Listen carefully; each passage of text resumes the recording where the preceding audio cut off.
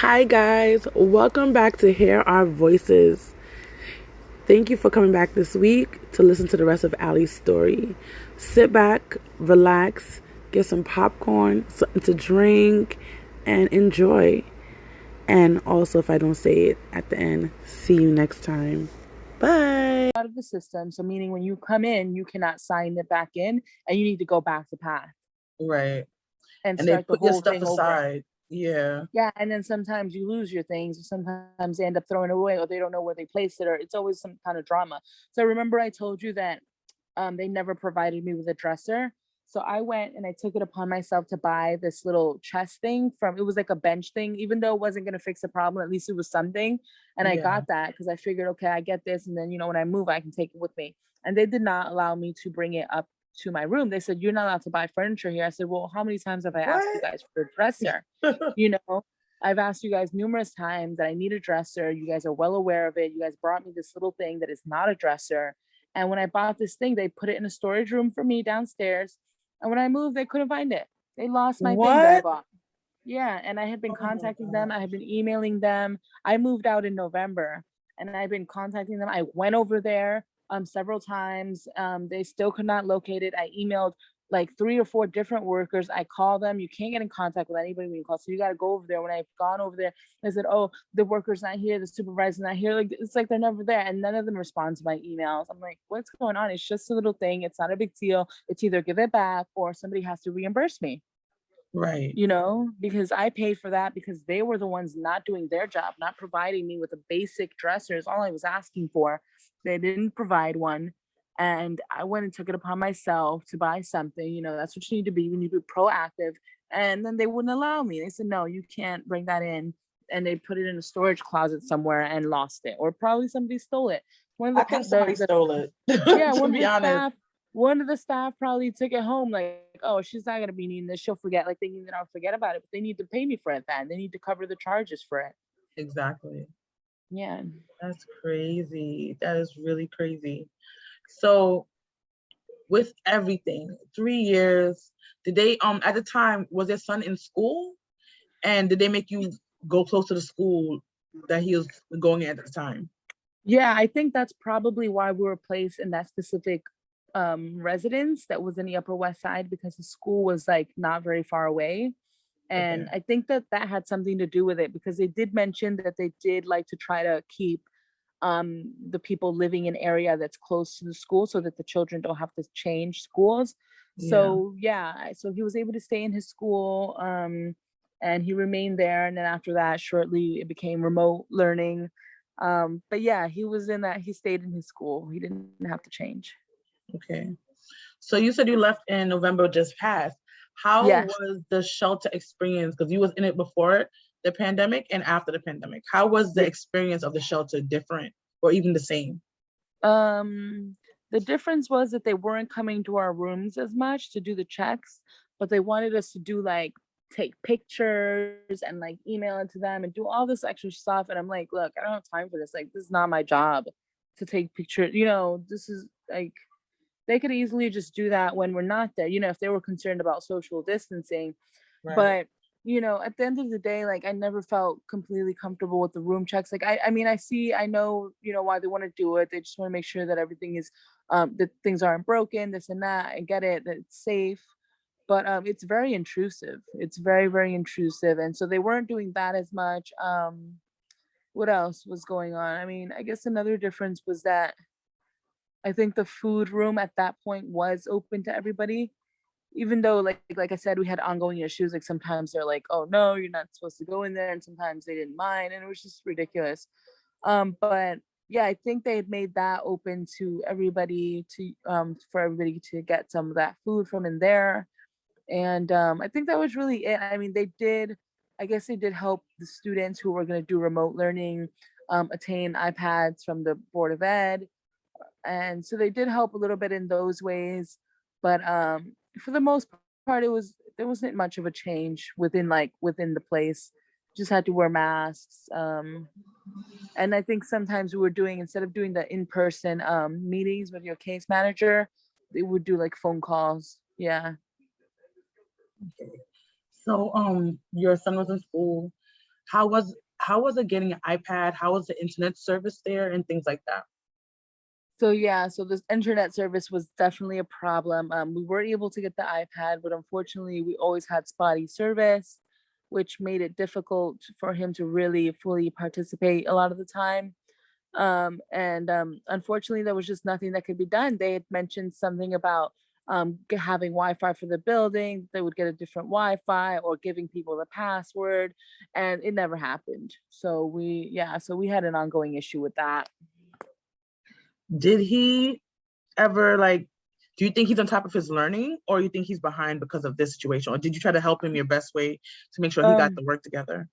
so I did try to help him my best. I do feel like he was behind, but he is a very smart kid. So even though he fell behind a little bit within the assignments and the classwork, he did well enough, and he was able to pass his grades this year. So he is moving on. He moved on both times. So yeah, he did struggle with doing work that had to be done on the iPad and like in within Google Classroom or within like the programs that they were using for school. But Yeah, he still was able to do well enough to pass his grades. that's good. That's definitely good. Um, do you have any like last words that you could share with people, or any insight that you would like to give to people about this whole process that you and your family gone through? And tell us, like, how did you end up getting to the apartment that you are in now also? Okay. So at the last minute, I was asked to fill out some paperwork for this development where I am now. And at first, I was basically still up in the air because as far as I knew, I was supposed to have some sort of voucher, but the voucher was like for 1300 and I think $5. Yeah, So I was sort of, I was looking, but just to do it because I knew I wasn't going to find anything. So I was just doing it just to do my part, just to show face. Like, because they want you to look. They're like, well, look for apartments. And I'm like, okay, I mean, I'll do it. I'll entertain this. But it's like, I know I'm not going to find anything. Like, hello, this is not $1,300 is not enough. And the thing about that is that if you had some sort of voucher, you couldn't even pay the difference. Like, right, let's say if I found a place that was $2,000, I wouldn't have been able to pay that extra 700. They wouldn't have let me, do that. right. It was so I'm just like, well, how are people moving out of here then? If these vouchers aren't enough and then they can't even pay the difference. So I don't Mhm. understand how people were leaving with those vouchers. Um, and then there's also a lot of confusion about how long they last or how many years or whether you have to keep on signing up for them or not. Like there's just all this confusion. So at the last minute, somehow, I don't know how, miraculously through the grace of God, I actually was able to sign up for Section 8 and Okay. I actually got into Section 8. And then when I signed up to this apartment, I actually got chosen for the lottery for the apartment and I got the apartment. So it just was all through the grace of God because it Ooh. looked like I didn't know what was going to happen. Like I wasn't going to be able to afford anything because even though we had some money at the time saved up, we couldn't pay any differences with the voucher that they were trying to give us at that time. Right. So I'm just like, how am I supposed to do this? Doesn't make any sense. I was almost willing to get into a tiny little cramped studio because that would have been the only thing I could have afforded. But even that, I'm just like, well, what's the point? To get here just to be like, okay, well, I need to move out into a 2 bedroom. Like, you know what I mean? Like, when was that Yeah. going to happen? I was just gonna basically go into a place that was the same exact size and yeah, sure, I would have had a little more freedom, but I would have been cramped. It's like it just so I really didn't know what I was gonna do at that point until, miraculously we were able to get Section 8, we were able to get in here, and then actually right before we were supposed to get into here, Corona hit and that kind of put some stuff on pause. And so we had to wait a lot. And then finally in November of 2020, we were able to move. But I think that we were supposed to go since March because the same person who came with me to their appointment to do paperwork moved in March. And then for some reason, and I think I know why, because one day I was supposed to send the lady some information and she said that she never got it, that she lost it. And then when I sent her something last minute, then she goes, "Oh, I'm not in the office. Everything's shutting down. This and that." And it's just like, what? Like, And then that was it. And then I had to wait all the way to November But yeah, it was literally through the grace of God that I actually was able to get Section 8 and get this apartment. And it's just because none of it was not like something that was looking like, there was a totally different path they were trying to send me on. And then Yeah. all of a sudden everything changed, and they're like, oh, here, just sign up for this. Even though the lottery was already closed, they still, I guess, they were taking extra applicants. They took my application, and then I think like a few days later I went to Section 8, and then I was accepted for that. And it just all worked out, thank God. And now we've been here since and then the actual moving was a whole nother nightmare too. Because Tell me about yeah, it. so when like they asked me to come see actually somebody emails me out of nowhere like, oh, here, can you sign this lease? I'm like, wait a minute, I haven't even seen an apartment. Like, you're sending me a lease, I have not even been invited to come view any units or anything. And they're like, oh, really? Sorry, we didn't know, we were unaware. I'm like, what? Like, how are you unaware? Like, you guys should know, right? And Right. so I got invited to come see the viewing, and I believe it was on a Wednesday, let's say. And then I went to see it. I was like, okay, great. I signed it. They wanted me to sign everything right away, like that same day. I signed the lease. And then the shelter wanted me to move on Thursday, the very next day. Yeah, they don't play. I'm like, wait a minute. Hello. I'm not even like, some of my stuff was packed because I knew that I was like waiting to move, but like not for me to be able to move in the very next day. Like, no. Like, obviously not. Like, I wasn't going to be ready the next day. So they scheduled the movers, and then they told them, I need a certain amount of space because I have other things. When I got downstairs, there was another woman moving on the same day, and they had all Yeah. her stuff in the truck. So obviously all my stuff didn't fit. So then they had to reschedule me. So then they rescheduled me like for the next day. And then again, they moved me with another person. And it's like, hello, I need my own truck. Like, I have, my stuff and this and that. And so that was a whole nightmare because instead of them trying to just wait, at least to the end of the week or at least till Monday, because I would have had that weekend, they were Yeah. trying to rush it. And then, mind you, we're not ready. And then even one of the workers from the moving company came up to see, and he saw that not everything was packed. And he's like, well, she's not even ready. And then they kept scheduling it, for the Yeah. very next day. And it's just like, hello, can you please give me time? Nobody's helping you. It's not like they come to help you to pack. You have to do everything on your own. Mind you, I have fibromyalgia syndrome. And that was very difficult for me to have to do everything on my own. I had to drag the bags downstairs on my own. At one point, only one elevator in the building was working, which was an ongoing issue where the elevators would work a lot of the time. It was an 18-floor building, 18 Oh, stories. wow. We had 2 elevators that were for the residents, and then there was a staff elevator, but the staff would always use the residents' elevators as well. So they Of were always be course. full. Yeah, and a lot of the time only one elevator would work. There were a few times where no elevators were working. What? Supposedly even the other elevator wasn't even working at times. So that night, of course, because my luck, I can't have it all that good. So when I had to move my stuff, only one elevator was working. And I'm up and down. I lived on the 14th floor, bringing my things down, dragging my things down in plastic bags. And it was just a whole nightmare. And we also, because we had storage, but that was a whole nother issue with the storage thing. We never received a like a furniture allowance, a furniture grant. Yeah. We never got that. You should have went back to them because they say the same thing to me. I went back to Mhm. HRA numerous times and they finally didn't give me the full amount because for me and my daughter's Uh, like 1,200 you're supposed to get. I'm getting uh, the half of it, 600. I said, I'll take mhm. what I can get. And I went to like Okay. the charities and I think Canberra to get other money Okay. and stuff for my apartment.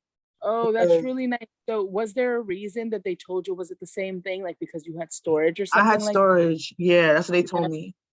And I'm But like, it doesn't mind you, matter. I had to give a yeah, letter saying I don't have a bed. I had to get a letter from the storage place saying I don't have a bed in there and things like for them to want to give me money for furniture. I'm like, it shouldn't yeah, matter. we It's didn't. the shelter. Yeah, What we didn't matters? we didn't have any furniture, obviously, because our furniture was destroyed when the leak happened. And even like when we because we had moved our storage from one storage to another because that one storage was doing a whole scam. They Yeah. would they would filled up the box. Mind you, I wasn't there when they removed the stuff because I wasn't living in the apartment. They would fill the boxes, like tall boxes, halfway, And then instead of putting the storage stuff in their facility, they actually put it in a whole nother facility, but then they put it under their personal names, and they were charging HRA about $800 a month, when Oh, mind you, it was wow. only worth like maybe half of it. And and the boxes, like I said, they were only halfway full. They filled them halfway so that it could take up more volume, but it was tall boxes. And a lot of the stuff they took was like completely destroyed. It was stuff that was in the room destroyed. I'm like, can't you tell this is garbage? Like, nobody was able to call me, like, to see that, like, obviously this stuff is not. So it was a whole scam. So because of them, because of that storage company doing their scams that they do, and HR is well aware, because I told them several times, and they heard things like that in the past, and I don't know why they still work with that company, if they still do now. But yeah, they knew. And so they knew about all that was going on. They knew that I didn't have like beds and stuff, because you knew the reason I was in shelter was because my room was destroyed. So yeah, I did go back to HR a few times. I guess I can still go a few more times, but I've already tried a few times to do the storage grant. And they don't really say anything. They just deny me, but they're not saying why. They're not saying like You went for that's just. storage or you go for I furniture? went for I went for no, I went for a furniture grant. That's crazy. Hmm. When I do it, I tell them what I like. When I did it, because I had to go back like I think 2 or 3 times, and I had to get them a letter from the storage. But now it shouldn't even matter because you moved out since November. You just say you need furniture. I moved Yeah. out from the shelter from this time. I still can't afford, especially with Corona. Hmm. I Yeah. need these things, and they should hopefully give you. But also other Yeah. places, other like what do you call it? Home bases. They give out money Okay. for those things. So if you Google the one near you or Okay. 311 it, they'll definitely Yeah. help you get those I've heard things I've too. heard about home base, because I was like a little bit interacting with them too at some point during my bedroom ceiling collapse situation. Yeah, so I'll just try it again, because I've tried a few times and I still don't have a bed for my bedroom, so I'm not even sleeping in there. Yeah, And yeah, so I'm just like, right now I've got a sofa with a sofa bed in it, because I didn't want to get like just like some cheap whatever quickie bed, just like for yeah, now.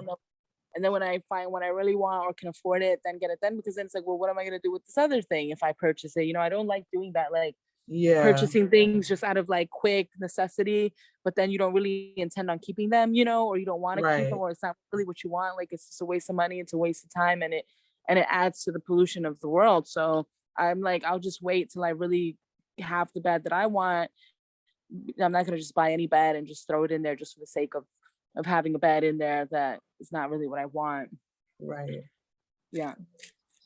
That's crazy. This story was like a roller coaster from the Yeah. ceiling to the past to Yeah. everything. It's just I'm happy you got a place for you and your son, Yeah. Thank that you you. guys can be relaxing. I hope everything else works out for you Yeah. towards that.